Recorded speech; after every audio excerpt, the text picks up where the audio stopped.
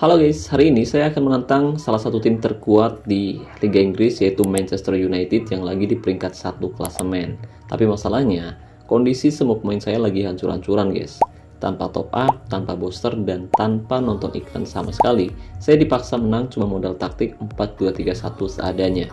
Tapi masalahnya, kalau taktik ini gagal, Tottenham bakal makin terpuruk di awal musim ini. Tapi kalau berhasil, ini bakal jadi kemenangan paling gila di SM26. Tapi pertanyaannya, bisa nggak sih kita bertahan di Old Trafford? Oke teman-teman, jadi situasinya sekarang benar-benar gawat.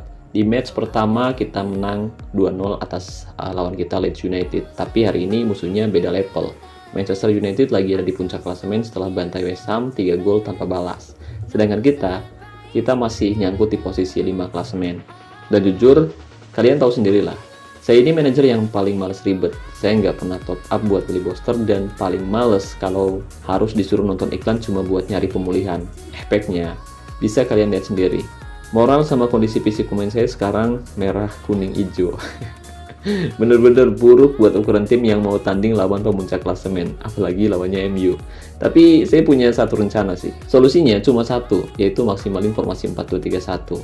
Ya, saya percaya nggak perlu booster-boosteran. Kalau tim kita mainnya bagus dan taktiknya jalan, nanti moral pemain kita bakal naik sendiri secara alami, terutama buat pemain inti kita guys. Nah sekarang pertanyaannya, mampukah taktik low budget ini nahan gempuran MU di kandang mereka sendiri? Nah buat teman-teman yang penasaran, let's go, langsung saja mari kita bahas mengenai taktik yang bakal kita gunakan untuk menghadapi Manchester United. Nah, di sini bisa kalian lihat sendiri, ini adalah squad yang saya turunkan buat ngadepin gempuran MU nanti. Di bawah Mister Gawang, saya percayakan ke kiper senior kita, yaitu Vicario. Di depannya ada duet Buskovic dan Kovala, yang bakal dikawal oleh O'Reilly sama Poro di sisi sayap. Masuk ke lini tengah, saya pasang Gallagher sama Sar buat jadi tukang angkut air. Terus ada Simon yang bakal jadi kreator serangan di posisi nomor 10. Lalu di sayap ada Kulusevski sama Kuenda. Dan ujung tombaknya saya percayakan ke Tel. Tapi masalah utamanya bukan cuma soal nama pemain guys, masalahnya adalah kualitas mereka kalah jauh sama pemain-pemain MU yang lagi on fire. Udah mah kualitas kalah, ditambah lagi moral mereka lagi pada buruk gara-gara jarang dapat asupan booster. Jadi secara statistik kita bener-bener underdog total di pertandingan ini guys. Tapi ya itu seninya main SM26 tanpa top up guys. Kita harus buktiin kalau taktik 4-2-3-1 ini bisa bikin pemain biasa jadi luar biasa. Nah, sekarang lihat taktik yang saya pakai. Meskipun kondisi pemain lagi drop, saya nggak mau main aman. Saya pasang mentalitas menyerang dengan kreativitas yang berani. Saya mau si Simon, Kulusevski, dan Kuenda benar-benar lepas mainnya buat bongkar pertahanan MU.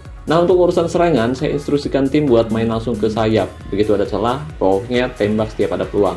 Jadi saya nggak mau mereka kelamaan nahan bola. Jadi kita bakal bangun serangan secepat mungkin, manfaatin lebar lapangan lewat crossing maut dari sayap. Tapi pertanyaannya, gimana kalau kita diserang balik? Nah, di sini kuncinya guys. Saya instruksikan tim buat menekan di sisi sendiri dengan gaya tackle keras. Ya, biarpun kualitas kalah, yang penting mental jangan kalah. Vicario juga saya jadiin kiper penyapu buat jaga-jaga kalau back muda kita, yaitu Piskovic sama Kovala, kecolongan umpan terobosan. Intinya, kali ini kita nggak pakai serangan balik. Jadi kita bakal main terbuka, adu mekanik lawan MU nanti. Gila sih, tapi itulah rencana saya. Sekarang mari kita lihat gimana eksekusinya di lapangan. Apakah taktik berani ini bakal jadi bumerang atau malah bikin MU nangis di kandang sendiri? Nah, sebelum pertandingan berlangsung, ada satu rahasia lagi nih guys. Biar taktik ini makin gacor, kita harus pinter-pinter kasih peran atau role ke setiap pemain sesuai gaya main mereka. Idealnya sih kalau dia back tengah ya kasih peran back tengah. Kalau tipenya box to box ya kasih peran box to box. Tapi ada kalanya kita kepentok pilihan pemain, ya kan? Tenang guys, di sini kalian bisa fleksibel kok. Misal nih, kalian punya pemain tipenya advance playmaker tapi harus ditaruh di sayap. Ya udah, ubah jadi pemain sayap. Itu nggak masalah. Begitu juga di ujung tombak. Striker kalian yang tadinya general forward bisa kalian ubah jadi target man atau finisher tergantung kebutuhan strategi kalian guys. Fleksibilitas ini yang tentu saja bikin taktik 4-2-3-1 makin hidup meskipun skuadnya lagi pas-pasan banget. Satu perubahan penting terjadi tepat sebelum laga dimulai. Ya, setelah nunggu beberapa hari, akhirnya kondisi fisik skuad inti saya mulai pulih dan bugar lagi. Tapi ada satu pemain yang bikin saya gerah, yaitu O'Reilly. Di saat yang lain moralnya naik, dia malah makin drop. Tanpa pikir panjang, dia langsung saya lempar ke bangku cadangan. Kayaknya sih bakal segera saya jual sih.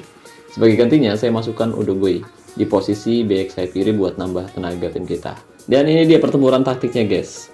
Manchester United sebagai tuan rumah pakai formasi 3-4-2-1. Mereka nggak main-main. Ada Bruno Fernandes dengan rating 92 di posisi gelandang serang. Sedangkan kita, Tottenham Hotspur, tetap setia dengan formasi 4-2-3-1. Pertandingan baru dimulai, tapi Manchester United benar-benar nggak kasih kita napas. Sebagai tuan rumah, mereka mendominasi serangan lewat formasi 3-4-2-1 mereka, guys. Gempuran demi gempuran terus datang, apalagi pergerakan Bruno Fernandes yang ratingnya 92 itu benar-benar licin banget dan susah buat dijagain. Sementara itu, Tottenham Hotspur, ya kalian bisa lihat sendiri, kita lebih banyak dipaksa untuk bertahan. Sesekali kita coba bangun serangan lewat Simon atau Kulusevski, tapi jujur masih susah banget buat tembus pertahanan mereka di babak pertama. Skor kita benar-benar diuji mentalnya di laga kali ini. Masuk babak kedua, skor masih 0-0 tapi pemain saya sudah mulai kehabisan bensin. Saya lihat Gallagher performanya mulai drop dan kecapean. Disinilah keputusan gila saya ambil. Saya tarik keluar pemain bintang kayak Gallagher yang OVR-nya 87 dan Kulusevski yang masing-masing OVR-nya 87. Saya ganti sama pemain muda Gray yang OVR-nya 81 dan Moore yang OVR-nya cuma 77. Richarlison juga saya masukkan buat ganti Inter. Gak cuma ganti pemain, taktiknya juga saya geser. Gray dan Betancourt saya tarik jadi DMC biar tengah makin solid. Simon juga saya geser sedikit ke tengah dan strategi kita ubah jadi bermain antar lini. Hasilnya, boom. Menit ke-66, Simon pecah telur lewat asis manis dari pemain muda kita, yaitu Gray. Skor 1-0 buat Hotspur. MU kaget dong. Mereka langsung panik. Menit ke-73, giliran Richarlison yang pamer insting golnya setelah menerima crossing akurat dari Simon. Belum selesai di situ, 3 menit kemudian, Simon lagi-lagi jadi momok buat pertahanan MU. Dia kirim umpan silang matang dari kiri dan langsung disambar oleh Quenda, dan gol tercipta. Skor 3-0 dalam sekejap mata. Nah, sampai peluit panjang bunyi, skor nggak berubah. Skor akhir 3-0 untuk kemenangan Tottenham Hotspur di Old Trafford. Ya, siapa sangka, tim yang kondisinya kuning-kuning tadi, tanpa top up dan tanpa booster ini malah berhasil bantai MU yang bertabur bintang, guys. Oke guys, jadi itu dia pembahasan kita mengenai formasi 4-2-3-1 menghadapi pemuncak klasemen yaitu Manchester United. Gimana nih menurut kalian? Kalau misalkan kalian punya masukan, coba tinggalkan pendapat dan pengalaman kalian di kolom komentar video ini. Sampai jumpa di video selanjutnya. Salam olahraga, salam Soccer Manager Indonesia.